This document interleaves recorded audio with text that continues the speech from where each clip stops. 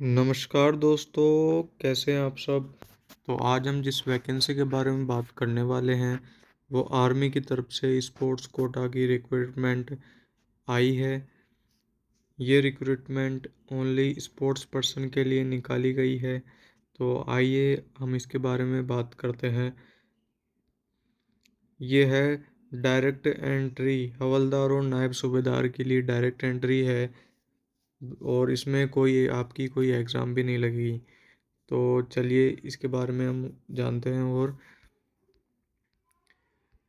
Sports discipline में आपको जैसे आपने जैसे पार्टिसिपेट किया है कोई इंटरनेशनल में, जूनियर और सीनियर नेशनल चैम्पियनशिप में, और खेलो इंडिया गेम्स में, यूथ गेम्स में, खेलो इंडिया यूनिवर्सिटी गेम्स में, अगर आपने 1 अप्रैल 2023 के बाद का सर्टिफिकेट अगर आपके पास, तो आप इसके लिए पूरी तरह एलिजिबल हो। स्पोर्ट्स इवेंट की अगर हम बात करते हैं तो एथलेटिक्स है, इसमें आर्चरी है, बास्केटबॉल है, बॉक्सिंग है, डाइविंग है, फुटबॉल है, फेंसिंग है, जिम्नास्टिक्स है। जिम्नास्टिक्स में से आर्टिस्टिक जो मैन के लिए है, और इसमें हॉकी है मैन के लिए, हैंडबॉल है, जूडो है, और कायाकिंग है, ये भी मैन के लिए है।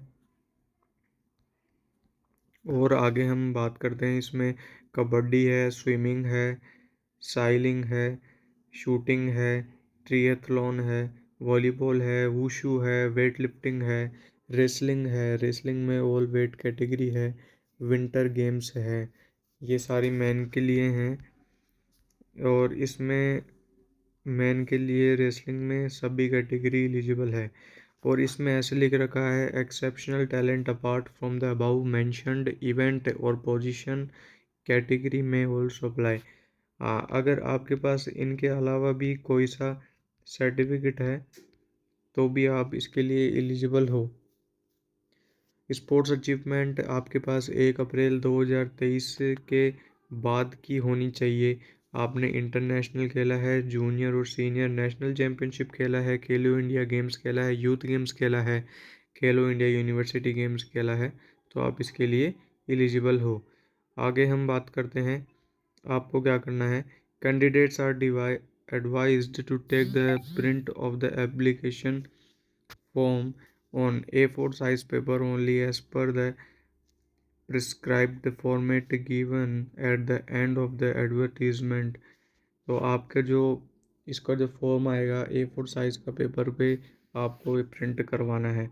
आगे हम बात करते हैं, और आपको जो फॉर्म होगा वो फिल करके, ये मैं आपको आगे बताऊंगा फॉर्म कैसा आएगा, वो फिल करके आपके पास जो एड्रेस है दे रखा है, तो आपके पास ये वाला एड्रेस है, आपको इसके ऊपर भेजना है आपका जो सर्टिफिकेट है वो। तो आगे हम बात करते हैं, the selection trial is valid for direct entry havildar and नायब सूबेदार स्पोर्ट्स इनटेक 04/2025 ओनली। और आपका जो सबमिशन और फील्ड एप्लीकेशन, आपके जो इसमें जो सबमिशन की जो लास्ट डेट रहने वाली है वो 15 दिसंबर रहने वाली है ना। आगे हम बात करते हैं, एलिजिबल क्राइटेरिया क्या होने वाला है। अगर डायरेक्ट एंट्री आपकी हवलदार की बात करते हैं तो इसमें टर्म्स एंड कंडीशन देखते हैं। एज आपकी क्या होगी, एज लिमिट आपकी 17.5 से 25 साल होनी चाहिए, कंप्लीट होनी चाहिए आपकी, है ना। On the first of enrol period and must have not crossed. अगर आपकी 25 से ज़्यादा एज हो गई है तो आप इसके लिए एलिजिबल नहीं है। डेट ऑफ बर्थ ब्लॉक की बात करें, अगर आप 30 सितंबर 2000 से लेकर 1 अक्टूबर 2007 के बीच आपकी डेट ऑफ बर्थ है तो आप इसके लिए एलिजिबल हो। फिज़िकल और मेडिकल स्टैंडर्ड आपकी सर्विस के ऊपर होगा। एजुकेशन क्वालिफ़िकेशन, आप अगर आप मिनिमम 10th पास हैं तो आप इसके लिए एलिजिबल हैं। स्पोर्ट्स अचीवमेंट की बात करें तो इसमें केवल जो नेशनल मेडलिस्ट है जूनियर और सीनियर लेवल का, और उसने किसी स्टेट को रिप्रेजेंट किया हो और कोई कंट्री को रिप्रेजेंट किया हो, ओनली इंडिविजुअल इवेंट के लिए है केवल ये। अगर आपके पास जो नेशनल मेडल है आपका और इंडिविजुअल हो आप, जैसे कोई जैसे रेसलिंग में अकेला बंदा खेलता है, और चेस हो गया, और कोई सा भी हम बात करें तो उसमें आपके पास कोई सा भी मेडल होना चाहिए। और अगर आपने इंटरनेशनल लेवल पर रिप्रेजेंट किया है तो आप इसके लिए एलिजिबल हो। और दूसरी अगर बात करें, अगर आपने कोई स्टेट को रिप्रेजेंट किया है कोई टीम इवेंट में, जैसे कबड्डी हो गई, फुटबॉल हो गया, तो इसमें आप एलिजिबल हो, है ना। अगर आपने खेलो इंडिया गेम्स में, ये खेलो इंडिया यूथ गेम्स में अगर आपके पास मेडल है तो भी आपके इसके लिए एलिजिबल हो। और अगर हम दूसरी बात करते हैं डायरेक्ट एंट्री नायब सूबेदार के ऊपर, तो इसमें आपकी एज लिमिट 17.5 से 25 साल हो जानी चाहिए। इसका भी वही क्राइटेरिया है। इसका भी 30 सितंबर 2000 से लेकर 1 अक्टूबर 2007 के बीच अगर आपकी एज है तो आप इसके लिए एलिजिबल हो। फिजिकल एंड मेडिकल स्टैंडर्ड आपके पोस्ट के ऊपर डिपेंड होगा। एजुकेशन क्वालिफिकेशन, अगर आप मिनिमम 10th पास हो तो आप इसके लिए एलिजिबल हो। स्पोर्ट्स अचीवमेंट, अगर आपने किसी वर्ल्ड चैम्पियनशिप में या एशियन चैम्पियनशिप में अगर आपने विनर है, आपके पास मेडल है, तो आप इसके लिए एलिजिबल हो। Individual should be winner of any medal in Asian games, अगर आपके पास एशियन गेम्स का कोई सा भी मेडल लगा है तो अभी आप इसके लिए एलिजिबल हो। Individual should be winner of any medal in CWG या वर्ल्ड कप में आपके पास कोई सा मेडल है तो भी आप इसके लिए एलिजिबल हो। अगर आपने कंट्री को, अपनी इंडिया को रिप्रेजेंट किया है एशियन गेम्स में तो भी आप इसके लिए एलिजिबल हो। रिप्रेजेंट आपने किया है इंडिया में ओलंपिक के लिए तो भी आप इसके लिए एलिजिबल हो। और वुमेन डायरेक्ट एंट्री हवलदार और नायब सूबेदार की बात करें तो अगर इसमें marital status only unmarried male and female candidates इसके लिए अप्लाई कर सकते हैं। और जो भी स्पोर्ट्स पर्सन, इसके लिए अपन पे एंड अलाउंस की बात करें, पेंशन की बात करें, तो जो भी आपकी जो स्कीम है पेंशन आएगी आपकी, जो आर्मी से रिलेटेड है, जो बाद में आपको रिटायरमेंट के बाद जो पेंशन आती है वो सब आपको मिलेगा। PF वीएफ सब चीज़ इसमें जुड़ी हुई हैं। अगर आपने अगर आगे की बात करें, ड्रेस एंड रेगुलेशन आपको सब मिलेगा, ट्रेवल्स कैंसेंस सब मिलेगा आपको, है ना, कपड़ों वपड़ों का सब मिलेगा। रिटायरमेंट में भी जो बेनिफिट मिलते हैं वो सब चीज़ आपको मिलेगा। आगे अगर अपन बात करें तो फिज़िकल स्टैंडर्ड के लिए जो वेस्टर्न हिमालयन है, जिसमें आते हैं Jammu Kashmir, Himachal Pradesh, Punjab area, south and west of the inter state border between Himachal Pradesh and Punjab and north east of road, Mukerian, Hoshiarpur, Garhshankar and Ropar, Garhwal and Kumaon, UK Uttarakhand के लोग, इनकी मिनिमम हाइट रिक्वायर्ड है 163 सेंटीमीटर। जो ईस्टर्न हिमालयन है उनकी 160, वेस्टर्न प्लेन्स हैं उनकी 170 हैं। जैसे वेस्टर्न में आगे जैसे पंजाब, हरियाणा, चंडीगढ़, दिल्ली, राजस्थान एंड उत्तर प्रदेश, इनकी 170। ईस्टर्न है जिसमें आ गए उत्तर प्रदेश, बिहार, वेस्ट बंगाल, झारखंड, उड़ीसा, इसकी 169, 169। जो सेंट्रल में आ गए जैसे मध्य प्रदेश, छत्तीसगढ़, गुजरात, महाराष्ट्र, दादर नागर हवेली, दमन एंड दीव, तो इनकी है 168 सेंटीमीटर हाइट मांगी गई है रिक्वायर्ड। और जो साउथर्न है, आंध्र प्रदेश, जैसे तेलंगाना हो गया, कर्नाटक हो गया, तमिलनाडु हो गया, केरला, गोवा, पौंडुचेरी, ये इनकी 166 है। गोरखास की 157 है और लद्दाख की आप देख सकते हैं 157 मांगी गई है। वेट आपका हाइट के अकॉर्डिंग होना चाहिए। और जो चेस्ट है आपकी, वो आपकी मिनिमम 5 सेंटीमीटर जो है फूलनी चाहिए।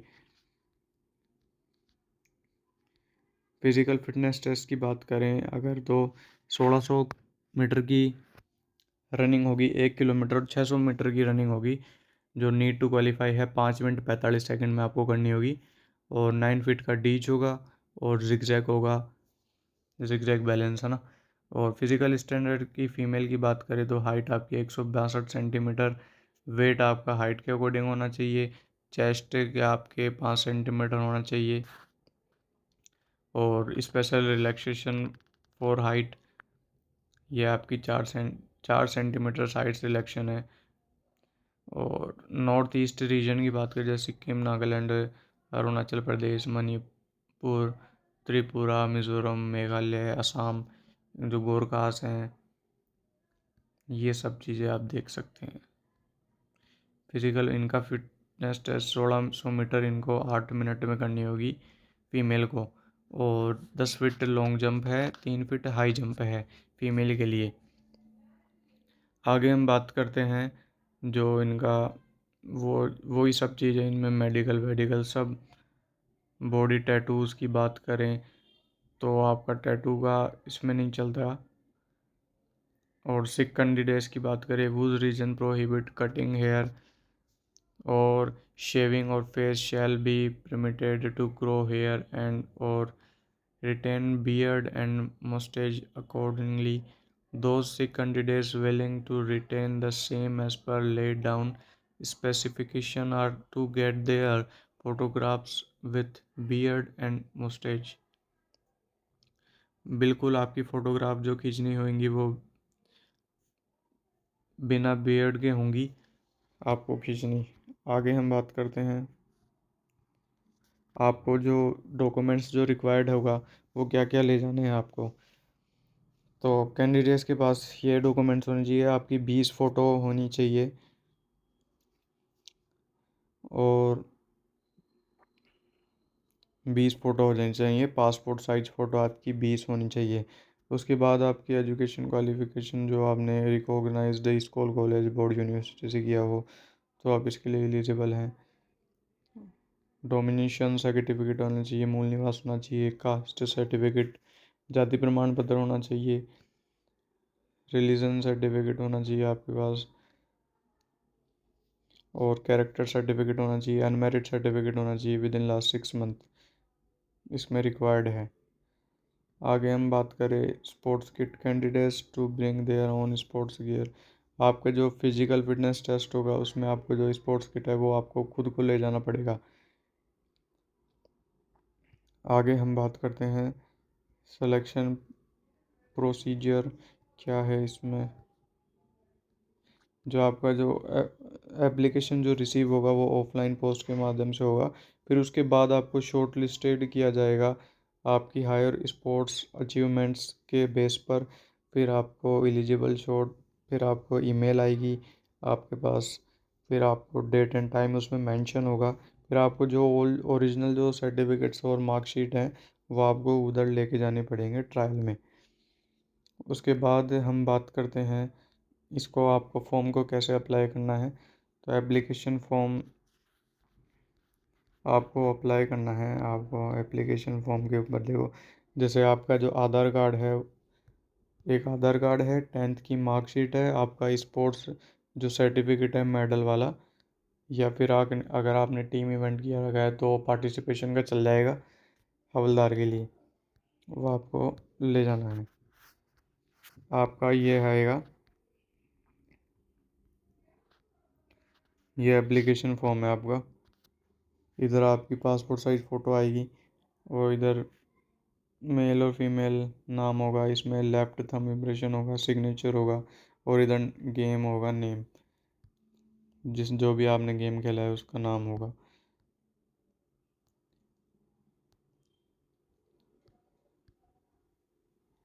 आगे हम बात करते हैं तो है इसमें देखो आपने इधर आपने आपका नाम लिखना है, इधर आपने अपना नाम लिखना है, और अगर नाम के बीच में जैसे आपका सरनेम आ गया तो एक बॉक्स को खाली छोड़ना है, फिर उसके बाद लिखना है। इधर आपके आधार नंबर आ जाएंगे जो 12 डिजिट के होते हैं, इधर फादर्स नेम एस कैपिटल में ही लिखना है, सब नाम है, फिर सरनेम आ गया या मिडिल नेम आ गया तो हर में एक बॉक्स छोड़ना है। उसके बाद हम बात करते हैं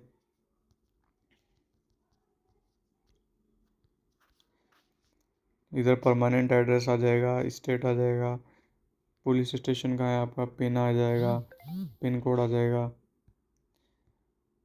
टेलीफोन नंबर आ गया, ईमेल आ गई आपकी। ईमेल जो चालू आपकी ईमेल है वही लिखना है इसमें। इधर आपने कौन सी जो 10th की जो मार्कशीट है उसमें कौन सा ईयर पासिंग है, कौन सी एग्ज़ाम किसने कंडक्ट करवाई थी, कौन सी स्टेट से हो, आपके जो सर्टिफिकेट नंबर है जो मार्क की मार्कशीट में ऊपर ऊपर आ जाते हैं, वो सर्टिफिकेट नंबर लिखना है इसमें। और आपने कितने मार्क्स मिले, कितने में से परसेंटेज आपको लिखनी है। नेशनलिटी इंडियन हो आप, डेट ऑफ बर्थ आपकी लिख देना इधर। मैरिटल स्टेटस, ये आपका मैरिटल स्टेटस है। अगर आप मैरिड हैं तो आप इसके लिए मैरिड लगाएंगे, अनमैरिड है तो unmarried. Have you been discharge for armed forces before, अगर आपने कोई फोर्स से कोई डिस्चार्ज किए हुए हैं तो आपको यस लिखना है, वरना इसको खाली छोड़ देना है। स्पोर्ट्स डिसिप्लिन की बात करें तो अगर अगर event in case of athletics, swimming and individual event include weight category, अगर आपका कोई इवेंट एथलेटिक्स और स्विमिंग है तो आपको उसके साथ इधर आपको वेट कैटेगरी भी लिखनी होगी। और अगर आपका अदर गेम है जैसे रेसलिंग है तो इधर रेसलिंग कर देना आप। ये सब चीज़ें आपको करनी होगी। हाँ, ये रहा। अगर आपके पास इंटरनेशनल का लेवल का है तो अचीवमेंट लिख देना, नेशनल लेवल में कौन सा मेडल है, खेलो इंडिया में कौन सा मेडल है। इधर आपका मार्क्स, वो आइडेंटिफिकेशन मार्क हो, कोई भी चेहरे पर कोई मस्सा वस्सा है तो mole on chin, mole on nose ऐसे लिख देना है आपको। है ना। आगे हम बात करते हैं प्लेस की। प्लेस भर देना है जिस जगह से आप फॉर्म भर रहे हो। डेट की बात कर, डेट सिग्नेचर आगे, पेरेंट सिग्नेचर आपको कर देने हैं। उसके बाद हम बात करते हैं आपको जो इसके साथ list of documents to attach. आपको जब फॉर्म भरना होगा तो आपको 10th की मार्कशीट, आधार कार्ड की फ़ोटोकॉपी और स्पोर्ट्स के सर्टिफिकेट, ये आपको उसके साथ भेजने होंगे पोस्ट के माध्यम से। ये सब चीज़ें करके आपको स्पीड पोस्ट कर देना है अभी जो इस एड्रेस पर।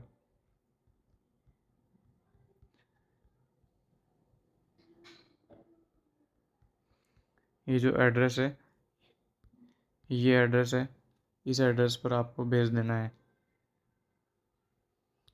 तो उम्मीद है आपको ये वीडियो अच्छी लगी होगी। मिलते हैं नेक्स्ट वीडियो में। अगर अच्छे लगे तो चैनल को सब्सक्राइब करें, बेल आइकन प्रेस करना ना भूलें। जय हिंद।